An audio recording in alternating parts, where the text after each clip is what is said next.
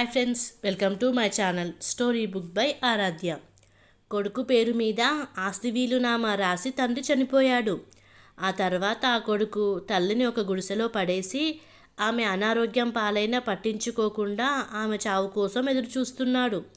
కొడుకు క్రూరత్వం తెలుసుకున్న ఆ తల్లి సామదాన భేద దండోపాయాలు ఉపయోగించి ఆస్తినంతటినీ తిరిగి తగ్గించుకొని తన కొడుకు కోడలికి బుద్ధి చెప్పింది. అసలు ఇంతకు ఆమె ఏం చేసిందో ఈరోజు మనం తెలుసుకుందాం. కుండలో నీళ్ళు అయిపోయాయి హరీష్, తాగడానికి వచ్చాను. అలాగే ఆ చిన్న గుడిసెలో ఊపిరాడటం లేదు. కాస్త బయటికి వచ్చి ఊపిరి పీల్చుకుందామని అంటున్న తల్లి మాట పూర్తవ్వక ముందే హరీష్ ఇలా అన్నాడు. అమ్మా, ఎన్నిసార్లు చెప్పాను నీకు గుడిసె నుండి బయటకు రావద్దని? ఏం కొంప మునిగిందని బయటకు వచ్చావు? నీ గుడిసెలో గంట పెట్టాను కదా, ఏదైనా అవసరమైతే నన్ను ఆ గంట శబ్దంతో పిలవమని. స్నేహ బజార్ నుంచి వచ్చే టైం అవుతూనే ఉంది. నిన్ను ఇక్కడ చూసిందంటే పెద్ద గొడవే జరుగుతుంది అని తల్లి మణికట్టును పట్టుకొని గుడిసెలోకి తీసుకెళ్ళాడు. పాపం జానకీదేవి మళ్ళీ ఆ గుడిసెలోకి చేరింది. కొడుకు చేసిన పనికి జానకీదేవి కళ్ళల్లోంచి కన్నీళ్లు కారుతున్నాయి. గుడిసెలో చిన్న మంచం మీద పడుకొని శూన్యంలోకి చూస్తూ హరీష్ 15 సంవత్సరాల వయసులో ప్రమాదానికి గురైన రోజును గుర్తు తెచ్చుకోవడం ప్రారంభించింది. సిటీ హాస్పిటల్లో ట్రీట్మెంట్ జరుగుతూ 15 రోజులకు పైగా గడిచినా హరీష్ ఆరోగ్యం కుదుటపడలేదు.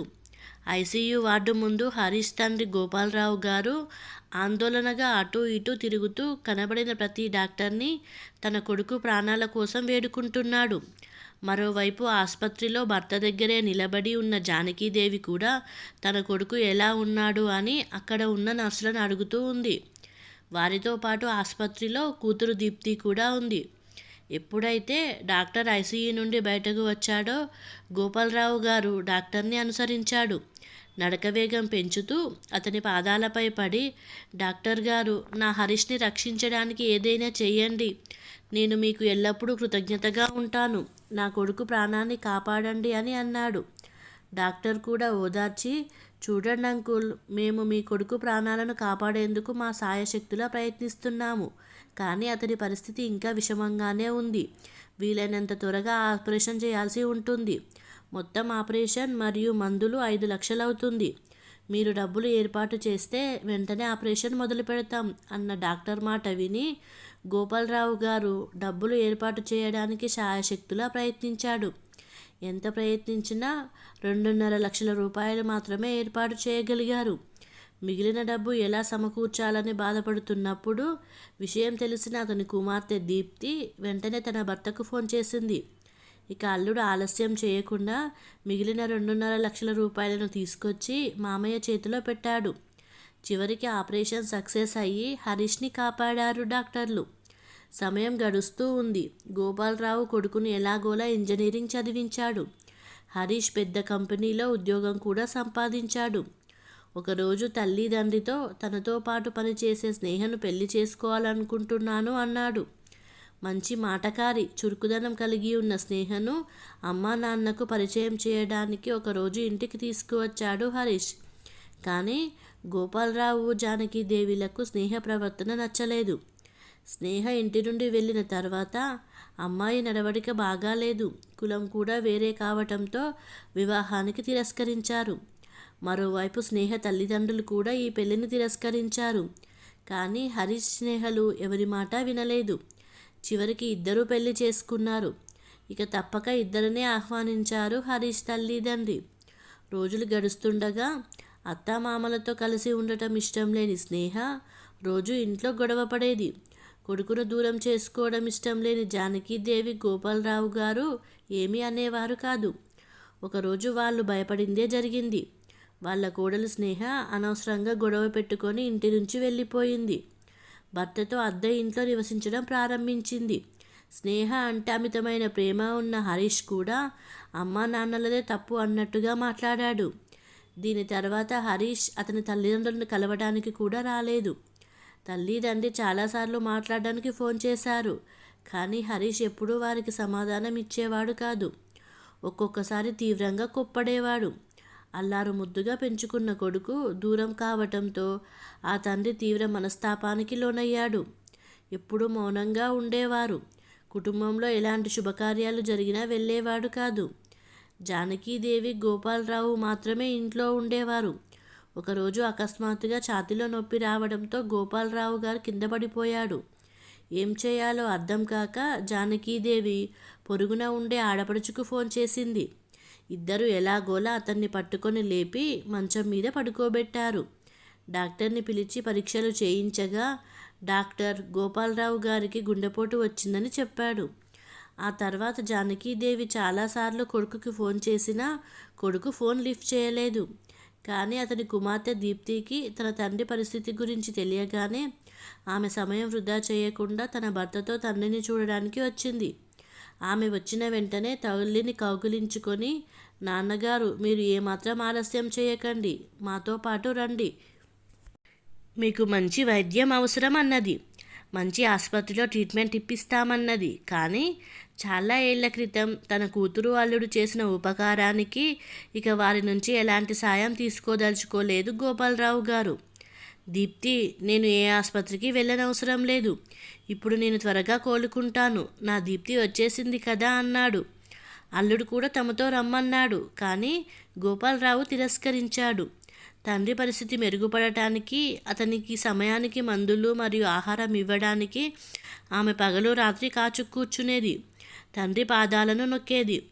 గోపాలరావు గారు తనని ఇదంతా చేయకుండా ఆపినప్పుడల్లా, నాన్న మమ్మల్ని ఎంత కష్టపడి పెంచారో నాకు తెలుసు, ఆ రుణం తీర్చుకునే సమయం వచ్చింది అని చెప్పి నన్ను ఆపవద్దు అనేది. ఒకరోజు ఉదయం, నాన్న, నేను బయలుదేరుతున్నాను, ఇంటి దగ్గర కొన్ని పనులు ఉన్నాయి, చూసుకొని వారం తర్వాత మళ్ళీ వస్తాను, అప్పటిదాకా జాగ్రత్తగా ఉండండి అని తండ్రి పాదాలకు నమస్కరించింది.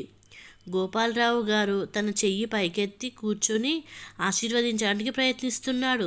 కానీ అకస్మాత్తుగా అతని చెయ్యి పడిపోయింది. ఈ దృశ్యాన్ని చూసిన జానకీదేవికి చెమటలు పట్టాయి. దీప్తి వెంటనే తండ్రి పల్స్ చెక్ చేసింది. వెంటనే డాక్టర్కి ఫోన్ చేసి పిలిచింది. మళ్ళీ ఇంకోసారి పల్స్ చెక్ చేసి భావోద్వేగానికి లోనయ్యింది. కాసేపటికి ఇంటికి చేరుకున్న డాక్టర్ గోపాలరావు తుదిశ్వాస వదిలారని నిర్ధారించారు. దీప్తి, జానకీదేవి ఒక్కసారిగా బోరుమన్నారు. గోపాలరావు గారు తన కొడుకుని బతికుండగానే కలవాలని, మనవళ్ళని ఒకసారి చూడాలని తహతహలాడాడు. కానీ ఇన్ని సంవత్సరాలలో ఆ కొడుకు ఒక్కసారి కూడా తల్లిదండ్రి వద్దకు రాలేదు. తన తండ్రి స్వర్గస్థుడయ్యాడని తెలిసి కుటుంబంతో హాజరయ్యాడు. కానీ అతని ముఖంలో ఎటువంటి బాధ, విచారం కనిపించలేదు. తలకొరివి పెట్టాక ఇద్దరు కొడుకులను మరియు భార్య స్నేహను తీసుకొని తిరిగి వెళ్ళిపోయాడు. తల్లి జానకీదేవి యోగక్షేమాలు కూడా అడగకుండా వెళ్ళిపోయాడు హరీష్. ఒంటరిగా కాలం గడుపుతున్న జానకీదేవి తన భర్తను తలుచుకొని బాధపడని రోజంటూ లేదు. మనిషి చాలా బలహీనంగా మారింది. భర్త పింఛను తన జీవనోపాధికి, వైద్యానికి సరిపోయేవి. వరండాలో ఒంటరిగా పడుకునేది. ఓపిక ఉంటే 2 పూటల భోజనం వండుకునేది, లేదా తినకుండానే నిద్రపోయేది. అయితే దీప్తి తల్లి యోగక్షేమాలు తెలుసుకోవడానికి తరచుగా వచ్చేది. కొన్ని రోజులు తన తల్లితో ఉండేది. తరచూ తల్లిని చూసుకోవడానికి వస్తున్న అక్క, తల్లి బంగారు నగలు, తల్లి వద్ద ఉన్న నగదు తను తీసుకుంటుందేమోనని భయంతో తన భార్య, పిల్లలతో కలిసి తన తల్లి ఇంటికి వచ్చాడు హరీష్. నాన్నగారు ఇప్పుడు లేరు, అమ్మని ఒంటరిగా చూడలేకపోతున్నాను, ఇక మేము అమ్మతో కలిసి ఇక్కడే ఉంటామని అన్నాడు. ఇది నిజమని భావించిన జానకీదేవి తన కొడుకుకు ఆలస్యంగానైనా బుద్ధి వచ్చినందుకు తన మనసులో దేవుడికి కృతజ్ఞతలు చెప్పుకుంది. పాపం, ఆమెకు తన కొడుకు మరియు కోడలు అసలే ఆలోచన పసిగట్టలేకపోయింది. కొద్ది రోజుల్లోనే ఆమె కోడలు స్నేహ ఇంటిని మొత్తం తన ఆధీనంలోకి తీసుకొని అత్త సామాన్లను ఇంటికి వెనుక భాగంలో ఆనుకొని ఉన్న చిన్న గుడిసెలోకి మార్చింది. ఈ విషయం తెలిసిన దీప్తి అభ్యంతరం వ్యక్తం చేయడంతో హరీష్, స్నేహలు పుట్టింటిలో అవసరానికి మించిన జోక్యం చేసుకోవద్దు అని గొడవపడ్డారు. ఆమెపై నిందలు మోపారు. అసలు ఈ ఇంట్లో ఉండవలసిన అవసరం నీకేమిటి అని అవమానకరంగా మాట్లాడి ఆమెను ఇంటి నుంచి వెళ్ళగొట్టారు. జానకీదేవి కూడా తన కొడుకును ఎదిరించే పరిస్థితిలో లేదు. కొన్ని రోజులకు వాతావరణ మార్పు వలన జానకీదేవి అనారోగ్యానికి గురయ్యారు. కానీ ఆమె కొడుకు, కోడలు చికిత్స కోసం డబ్బు ఖర్చు చేయవలసి వస్తుందని భావించారు. అందుకే చికిత్స చేయించలేదు. దాని కారణంగా ఆమె వ్యాధి మరింత తీవ్రమయ్యింది. ఒకరోజు పొరుగునే ఉన్న ఆడపడుచు జానకీదేవి యోగక్షేమాలు ఆరా తీయడానికి ఇంటికి వచ్చింది. జానకీదేవిని అలాంటి పరిస్థితుల్లో చూసిన ఆవిడ ఆశ్చర్యపోయింది. హరీష్ మరియు స్నేహ అమ్మ మంచం దగ్గర కూర్చొని, అమ్మ ఇక మనకు దక్కేలా లేదు, చాలా అనారోగ్యంగా ఉంది, ఏం చేయాలో అర్థం కావడం లేదు అని హరీష్ చెప్పాడు. అంతలోనే స్నేహ ఇలా అనారోగ్యంతో బాధ అనుభవించడం కంటే మరణించడమే మేలు అన్నది. జానకీదేవి ఆడపడుచు కోపంగా, మీ అమ్మ గురించి ఇలా మాట్లాడడానికి సిగ్గులేదా మీకు? మంచి డాక్టర్కి చూపించలేవా అన్నది. వీళ్ళతో మాట్లాడుతూ సమయం వృధా చేసుకోవడం మంచిది కాదు అనిపించి త్వరగా వెళ్ళి మంచి వైద్యుణ్ణి పిలిపించింది. డాక్టర్ ఇచ్చిన మందులు వాడాక జానకీదేవి పరిస్థితి మెరుగుపడటం ప్రారంభించింది. ఆమె చాలా వరకు కోలుకుంది. ఒకరోజు తన జ్ఞాపకాల్లో ఉన్న జానకీదేవిని ఆడపడుచు వచ్చి ఆమెను పిలిచినప్పుడు జ్ఞాపకాల నుండి బయటకు వచ్చింది. నీకోసం అన్నం, వేడివేడి రసం తెచ్చాను, కాస్త తిను, మందులు కూడా వేసుకోవాలి కదా అన్నది. లేదు శకుంతల, ఆగలిగా లేదు అన్నది జానకీదేవి. వదినా, నువ్వేమైనా తింటావా లేదా? లేకపోతే మందులు ఎలా వేసుకుంటావు? మందు వేయకపోతే ఎలా నయమవుతుందని ప్రేమగా చెప్పింది శకుంతల. ఏం చేయాలి శకుంతల, ఆరోగ్యంగా ఉండి మందుల వలన శరీరానికి గాయం నయమవుతుంది, కానీ మనసు గాయం తగ్గదు కదా అంది. ఒక విషయం చెప్పనా వదినా? చాలా రోజుల నుంచి నీ పరిస్థితి చూడలేక చెప్పాలనుకున్నాను అంది. ఏంటి శకుంతల, నీ మాట ఏదన్నా నేను తప్పుపడతానా? నువ్వే డాక్టర్ని పిలవకపోతే నా పరిస్థితి ఏంటి వదినా అంది. నీ కొడుకు కోడలు ఈ చిన్న గుడిసెలో నిన్ను ఉండమన్నారు, నువ్వేమో ఏమీ మాట్లాడకుండా వచ్చేశావు. ఎప్పుడైనా నిన్ను పలకరిస్తారా వాళ్ళు? నీ కోడలైతే పిల్లలను ఇటువైపు కూడా రానివ్వదు. నిన్ను ఒక పనికిరాని వస్తువుగా చూస్తున్నారు. అయినా నువ్వు మాట్లాడవెందుకు? అన్నయ్య ఆరోగ్యం బాగాలేదని నువ్వు ఎన్నిసార్లు ఫోన్ చేసినా రాని నీ కొడుకు కోడలు అన్నయ్య మరణించాక వచ్చి ఈ ఇంటినంతా తమ ఆధీనంలోకి తీసుకున్నారు అని అంది. ఈ మాట విన్న జానకీదేవి, అసలు విషయం ఏమిటంటే మీ అన్నయ్య నేను కలిసి రాసిన వీలునామాలో ఈ ఇల్లు హరీష్ పేరున రాశాము. అందుకే హరీష్ దీప్తిని ఇంటి నుండి వెళ్ళగొట్టినప్పుడు ఏమీ చేయలేకపోయాను అంది జానకీదేవి. అప్పుడు శకుంతల, అసలు ఈ బంధానికి ఏమని పేరు ఇవ్వను? అమ్మా నాన్నల త్యాగాన్ని కొడుకు మర్చిపోయి, కొడుకు తన తల్లిని పనికిమాలిన వస్తువుగా భావించి తల్లిని పట్టించుకోకుండా ఒక గుడిసెలో పడేసి మరణాన్ని ప్రార్థిస్తున్నాడు. నీ గురించి పట్టించుకొని కొడుకు కోడల గురించి ఆలోచిస్తూ నువ్వెందుకు ఇంత బాధ అనుభవిస్తున్నావు అంది శకుంతల. కానీ శకుంతల, ఏం చెయ్యను? కనిపెంచిన కొడుకు మీద పగ పెంచుకోగలనా అంది. వదిన, బంధాలు స్వార్థాలుగా మారినప్పుడు వారి నుంచి ఏమీ ఆశించలేము. తల్లిదండ్రుల ప్రాముఖ్యత పిల్లలకు తెలియనప్పుడు పిల్లలను సన్మార్గంలో నడిపించడం తల్లిదండ్రుల కర్తవ్యం. వారికి వారి స్థాయి చూపించాలి. ఈ ప్రక్రియలో సామ దాన భేద దండోపాయాలైన ఉపయోగించి వారికి వారి స్థాయి ఏంటో అర్థమయ్యేటట్టు చేయాలి. మనకు వయసొచ్చింది, ముసలివాళ్ళమయ్యాము, కానీ నిస్సహాయులం, ఆత్మాభిమానం లేని వాళ్ళం కాదు కదా వదినా అంది. శకుంతల మాటలు జానకీదేవిని తీవ్రంగా ఆలోచింపజేశాయి. శకుంతల వెళ్ళిపోయాక జానకీదేవి, నాకు దాదాపు 65 ఏళ్ళు ఉంటాయి, కానీ భర్త పోయిన బాధ, సొంత కొడుకు కోడలు నిరాదరణ నన్ను కాలానికి ముందే వృద్ధురాలిని చేసింది. చెప్పుకోవడానికి 2 మనుషులు ఉన్నారు, కానీ నన్ను పలకరించరు. నా ఇంటిలో ఈ చిన్న గుడిసెలో బంధించబడి ఉన్నాను. ఇవన్నీ ఆలోచిస్తూ ఆమె నిద్రపోయింది. ఆమెకు ఒక స్వరం వినిపించింది. ఏంటి జానకి, ఈ ఇంటి యజమానురాలివి నువ్వు. ఇష్టంతో కట్టుకున్న నీ ఇంట్లోని ప్రతి వస్తువు నీదే. గుర్తు తెచ్చుకో, ఎంత ఇష్టంతో ఇంటిని అలంకరించుకున్నావు అని గోపాలరావు అన్నాడు. చూడండి, నా ఇల్లు ఇప్పుడు నాది కాదంట, నడవడానికి కూడా వీలు లేదంట, కొడుకు కూడా నన్ను పట్టించుకోడు అంది. పర్వాలేదు జానకి, నిన్ను ఎవరూ పట్టించుకోనప్పుడు అతనికి నీ ప్రాముఖ్యత ఏంటి అనేది చూపించు. నీ జీవితాన్ని అలా వృధా చేసుకోకు.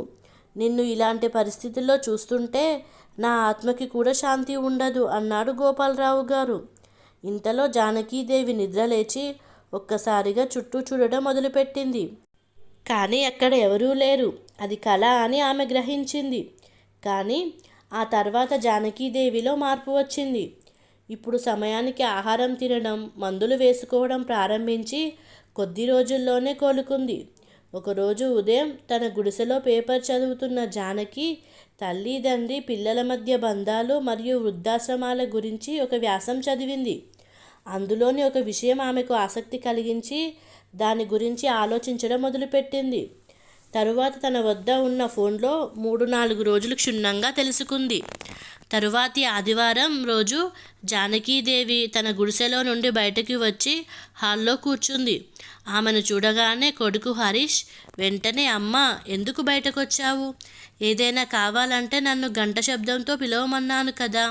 స్నేహ చూస్తే ఆమెకి చాలా కోపం వస్తుంది అని చెప్పి అమ్మ మణికట్టు పట్టుకొని అతను ఆమెను తిరిగి గుడిసె వైపు తీసుకెళ్లడం ప్రారంభించినప్పుడు జానకీదేవి అతని చెయ్యి విదిలించి, స్నేహకు కోపం ఎందుకు వస్తుంది? నా భర్త కట్టించిన నా ఇంట్లో నన్ను కూర్చొనివ్వకపోవడానికి ఆమె ఎవరు? అంది కోపంగా. ఎప్పుడు మౌనంగా ఉంటూ చెప్పింది వినే తల్లి కోపం చూసి ఆశ్చర్యపోయాడు హరీష్. జానకీదేవి గట్టి గొంతుతో మాట్లాడుతుండగా లోపల నుంచి స్నేహ గొంతు వినిపించింది. ఈ సమయంలో టీవీ ఎవరు ఆన్ చేశారు అని. ఈ ఇంటి యజమానురాలు అంది జానకీదేవి. అత్తగారి గొంతు విని స్నేహ కోపంతో బయటకు వచ్చింది. అత్తయ్య, మీరేంటి ఇక్కడికి వచ్చారు? ఇక్కడ హాల్లో కూర్చోవడానికి మీకెంత ధైర్యం? కాసేపట్లో నా కిట్టి పార్టీ స్నేహితులు వస్తున్నారు. మీరు నిశ్శబ్దంగా మీ గుడిసెలోకి వెళ్ళండి అంది. నేను వెళ్ళను. ఈరోజు నాకు టీవీ చూడాలని అనిపిస్తుంది. కాబట్టి ఈరోజు టీవీ మొత్తం ఆన్లోనే ఉంటుంది. నువ్వు నీ స్నేహితులను రావద్దు అని చెప్పు అంటూ జానకీదేవి సోఫా మీద కూర్చుంది. మీ అమ్మ చెప్పింది వింటున్నారా అని స్నేహ కోపంగా భర్త వైపు చూస్తూ అంది. అప్పుడు హరీష్, అమ్మ, నువ్వు నీ గదికి వెళ్ళు. ఇక్కడ పార్టీ ఉందని స్నేహ చెప్పింది కదా, నీకు వినబడలేదా అని గట్టిగా అన్నాడు. చూడు హరీష్, నువ్వు నీ భార్యకు బానిస అయ్యి తల్లిదండ్రి అనే బంధాలనే మర్చిపోయావు అని జానకీదేవి మాట్లాడుతుండగా డోర్ బెల్ మోగింది. స్నేహ తలుపు తెరవగానే లాయర్ మరియు పోలీసు ఎదురుగా నిలబడి ఉన్నారు. లాయర్ గారు, మీరేంటి ఇక్కడ అని స్నేహ అంటే, నేనే పిలిచాను అని జానకీదేవి అన్నది. అక్కడ నిలబడి ఉన్న పిల్లలను లోపలికి వెళ్ళమని చెప్పింది జానకీదేవి. ఇద్దరు స్నేహ వైపు చూడగా స్నేహ కూడా వెళ్ళమన్నట్టు సైగ చేసింది. వెంటనే ఇద్దరు లోపలికి వెళ్ళిపోయారు. మీ నాన్నగారు రాసిన వీలునామా గురించి మాట్లాడడానికి పిలిచాను అంది జానకీదేవి. ఎందుకమ్మా? దాంట్లో మాట్లాడడానికి ఏముంది? నేను మీ ఒక్కగానొక కొడుకును కాబట్టి వీటన్నిటిపై నాకు హక్కు ఉంది. నాన్నగారు కూడా వీలునామాలో అదే రాశారు కదా అని హరీష్ అన్నాడు. హక్కులు గుర్తున్నాయి, కానీ విధులు గుర్తుకు రావా అంది తల్లి. అదేమిటమ్మా, మా విధి మేము బాగా నిర్వర్తించాము, మిమ్మల్ని చూసుకున్నాం కదా అని అంటే జానకీదేవి మౌనంగా ఉండలేకపోయింది. అవును, అమ్మని గుడిసెలో వేసి మరీ చూసుకున్నారు. ఆ తర్వాత అమ్మ బ్రతికి ఉందా లేదా, చనిపోయిందని కూడా చూడలేదు. దీన్నే కర్తవ్యాన్ని నెరవేర్చడం అని అనుకుంటే మీరు మీ కర్తవ్యాలు చాలా చక్కగా నిర్వర్తించారు. మీరు ఇలాగే ఉండదలుచుకుంటే నాకు మీ అవసరం ఏమాత్రం లేదు. ఒంటరిగానే ఉండగలను అంది జానకీదేవి. అంతలో స్నేహ, అత్తయ్య, ఇల్లు మా పేరు మీద ఉంది, అది మర్చిపోకండి అంది. అప్పుడు జానకీదేవి, తెలుసమ్మా, తెలుసు. ఇల్లు అబ్బాయి పేరు మీద ఉన్నదని తెలుసు. ఇలాంటి కొడుకులకు వీలునామా రాసి ఇచ్చిన తల్లిదండ్రి పరిస్థితి తెలుసు. ఇలాంటి కొడుకులకు బుద్ధి చేర్పించడం తప్పు కాదనే ఆలోచన నా భర్త నాకు కలిగించాడు. దైవం కూడా సహకరించి కొన్ని విషయాలు తెలుసుకున్నాను. దాని గురించి లాయర్ గారితో చర్చించి ఈరోజు రమ్మన్నాను అంది. హరి, స్నేహలు ఒకరి ముఖాలు ఒకరు చూసుకున్నారు. జానకీదేవి మళ్ళీ చెప్పడం ప్రారంభించింది. తల్లిదండ్రులు మరియు వయోవృద్ధుల సంరక్షణ చట్టం ప్రకారం తల్లిదండ్రులు పిల్లలకు వీలునామా రాసి ఇచ్చిన తర్వాత ఆ పిల్లలు తల్లిదండ్రి సంరక్షణ చేయకుంటే ఆ వీలునామా చెల్లదని చట్టం చెబుతుంది. దీని గురించి నేను పూర్తిగా తెలుసుకున్నాను. లాయర్ గారితో చర్చించాను. ఆ చట్టాన్ని ఉపయోగించి నా ఇంటిని నేను స్వాధీనం చేసుకోబోతున్నాను. మిగతా విషయాలు లాయర్ గారు చెప్తారు అని అంది జానకీదేవి. అప్పుడు హరీష్ కోపంగా, అలా ఎలా అవుతుంది? నేను ఊరుకుంటానా అంటే అప్పుడు లాయర్ గారు, హరీష్ గారు ఆగండి. మీ తల్లిగారు చెప్పింది ముమ్మాటికి నిజం. నేను ఇలాంటి కేసులనే వాదిస్తుంటాను. గత సంవత్సరంలో 50కి పైగా కేసులను కోర్టు తల్లిదండ్రులకు అనుకూలంగా తీర్పు ఇచ్చింది. కేసు వేసిన వెంటనే ఇల్లు మీ అమ్మగారికి స్వాధీనమవుతుందని చెప్పారు. అది విని స్నేహ మేము ఒప్పుకోమని గట్టిగా అరిచింది. అప్పుడు పోలీస్ కలగజేసుకొని, చూడండి, ఇలాంటివి మేము చాలా చూసాము. మీరు ఆమెను బాగా చూసుకోవట్లేదని కేసు పెడితే మీ పైన చర్య తీసుకోవాల్సి వస్తుంది అని పోలీస్ అన్నాడు. ఇంటిని రెంటుకి ఇద్దామనుకుంటున్నాను. నేను నా కోసం ఒక గదిని ఉంచుకుంటాను. మిగిలిన ఇంటిని అద్దెకి ఇస్తాను. మీరు మీ సామాన్లు నా గుడిసెలో పెట్టుకోండి. తద్వారా నేను నా ఖర్చులు చూసుకోగలను. దాంతో నేను మీకు కూడా భారం అవ్వను అని అంది జానకీదేవి. కొడుకు కోడలితో ఇంకా చెప్పడం పూర్తి కాకముందే హరీష్ మరియు స్నేహ ఇద్దరూ వెంటనే వచ్చి అమ్మ పాదాల మీద వద్ద కూర్చొని, నువ్వు అలా అనకమ్మా, మేము ఎక్కడికి వెళ్ళాలి? అంతేగాక ఇల్లు నా పేరు మీద ఉందని ఇంటిని తాకట్టు పెట్టి 50 లక్షల లోన్ తీసుకొని ఫ్లాట్ కొనాలనుకున్నాను. ఫ్లాట్ కోసం 8 లక్షల అడ్వాన్స్ కూడా ఇచ్చాను. ఇప్పుడు అడ్వాన్స్ కూడా పోతుంది. ఇంతేకాక నాకు కార్ లోన్ కూడా ఉంది. ఉద్యోగరీత్యా నన్ను స్నేహను కలవడానికి ఎవరైనా ఇంటికి వస్తూనే ఉంటారు. వారు ఆ గుడిసెలో మమ్మల్ని చూశారంటే మమ్మల్ని ఎలా గౌరవిస్తారు? మాతో పాటు నీ 2 మనవళ్ళు ఉన్నారు. మేము నలుగురం ఆ చిన్న గుడిసెలో ఎలా ఉండగలం అన్నారు. నేను అక్కడ ఉన్నప్పుడు ఎలాంటి సమస్య లేదు. మీరు వరకు వస్తే ఉండలేరా? మరియు మీరు నా దగ్గరకు రానివ్వని మనమల్ల గురించి నేనెందుకు ఆలోచించాలి? ఈ ఇల్లు నేను అద్దెకిస్తాను. నా మరణానంతరం మాకు అడుగడుగునా అండగా నిలిచిన నా కూతురు అల్లుడు మాత్రమే ఈ ఇంటిపై హక్కు కలిగి ఉంటారు. నీకు బంధాల విలువ తెలియక నీకు జీవితాన్ని దానం చేసిన అక్కతో కూడా బంధం తెంచుకున్నావు.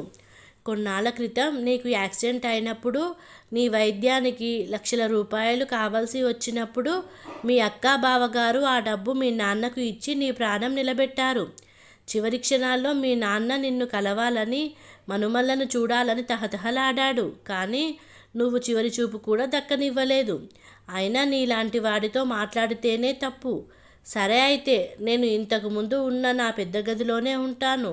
మిగిలిన 2 గదులు మీరు తీసుకోవచ్చు. కానీ పై అంతస్తు అద్దెకి ఇచ్చేస్తాను. ఎందుకంటే నాకు కూడా డబ్బు కావాలి.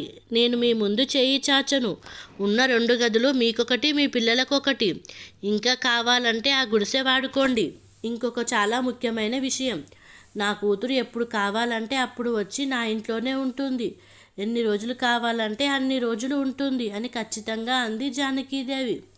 అంతలో హరీష్, అమ్మ నన్ను క్షమించు. నాన్నగారు పోయాక నీ బాధ్యత, అక్క బాధ్యత తీసుకోవాల్సిన నేను దారుణంగా ప్రవర్తించాను. నిన్ను గుడిసెలో వేసేశాను. అక్కని ఇంటి నుంచి వెళ్ళగొట్టాను. ఎంత పెద్ద తప్పు చేశానో అని అన్నాడు హరీష్. అదేంటి, మీరేదో తప్పు చేసినట్టు ఆవిడను ప్రాధేయపడుతున్నారు అన్నది స్నేహ. నోరు ముయ్ అని హరీష్ స్నేహ చెంప పగలగొట్టాడు. అసలు దీనికి అంతటికీ నువ్వే కారణమన్నాడు. స్నేహ ఇంకేమీ మాట్లాడే ధైర్యం చేయలేదు. ఆమె తన స్నేహితులకు ఫోన్ చేసి కిట్టి పార్టీ కార్యక్రమాన్ని రద్దు చేసింది. కొన్ని రోజులలో జానకీదేవి బాగా కోలుకుంది. అలా జానకీదేవి తన పోరాటం తనే చేసి తన జీవనం శుభప్రదంగా చేసుకుంది. కథ సమాప్తం. మీకు కనుక ఈ కథ నచ్చినట్లయితే ఈ ఛానల్ని సబ్స్క్రైబ్ చేసుకోగలరు. Please subscribe.